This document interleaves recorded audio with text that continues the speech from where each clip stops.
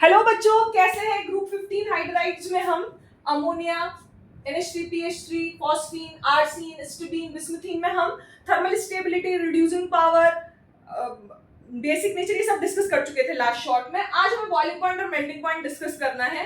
Boiling point, melting point के लिए आप देखेंगे कि मॉलिक्यूलर मास बढ़ रहा है। NH3 से PH3 जा रहे हैं तो मॉलिक्यूलर मास बढ़ रहा है, ASH3 जा रहे हैं तो मॉलिक्यूलर मास बढ़ रहा है। मॉलिक्यूलर मास बढ़ रहा है तो वॉन डर वाल फोर्स ऑफ अट्रैक्शन बढ़ रहे हैं। ठीक है, जो भी होंगे इनके बीच में डाइपोल हैं या फिर लंडन डिस्पर्शन फोर्सेस है, वो बढ़ रहे हैं। क्लियर है? तो वो बढ़ रहे हैं तो आपकी physical properties boiling point, melting point बढ़नी चाहिए। तो ये इंक्रीजिंग ऑर्डर होना चाहिए, मतलब BiH3 सबसे ज्यादा, फिर SbH3, फिर ASH3, फिर PH3, फिर NH3।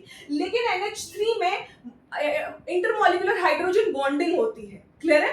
तो इंटरमॉलिक्यूलर हाइड्रोजन बॉन्डिंग होने की वजह से ये बीच में आता है। तो क्वेश्चन उठता है कि ये सबसे ज्यादा क्यों नहीं है? क्योंकि उसमें फ्लिपिंग होती है, अपोजिट अम्ब्रेला बनता है। क्लियर है? अपोजिट अम्ब्रेला बनता है, इन्वर्ट होता है, कभी ऐसे तीनों हाइड्रोजन नीचे, कभी ऐसे तीनों हाइड्रोजन ऊपर। उसकी वजह से इसकी इंटरमॉलिक्यूलर हाइड्रोजन बॉन्डिंग क्या होगी? वीक होगी। इस वजह से इसका बॉइलिंग पॉइंट मिड में आएगा।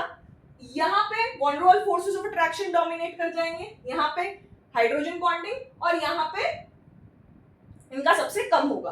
तो बढ़ना चाहिए था, लेकिन इन दो का सबसे ज्यादा है, और फिर NH3 की फ्लिपिंग है।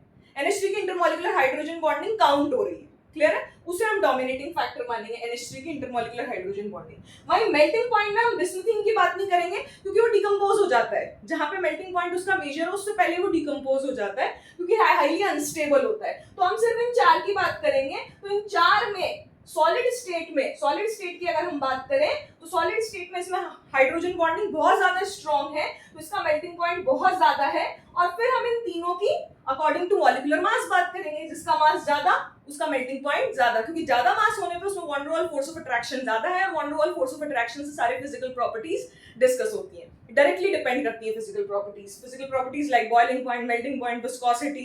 ठीक है, तो NH3 में इंटरमॉलिक्यूलर हाइड्रोजन बॉन्डिंग ज्यादा है, इसलिए उसका मेल्टिंग पॉइंट सबसे ज्यादा।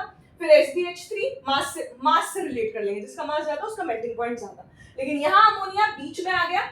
ठीक है, पहले तो मास डोमिनेट कर गया, फिर इंटरमॉलिक्यूलर हाइड्रोजन बॉन्डिंग डोमिनेट कर गई, और फिर लास्ट में ये दो। क्लियर है? तो ये सारी प्रॉपर्टीज आपकी हुई ग्रुप 15 हाइड्राइड्स की। Thank you so much.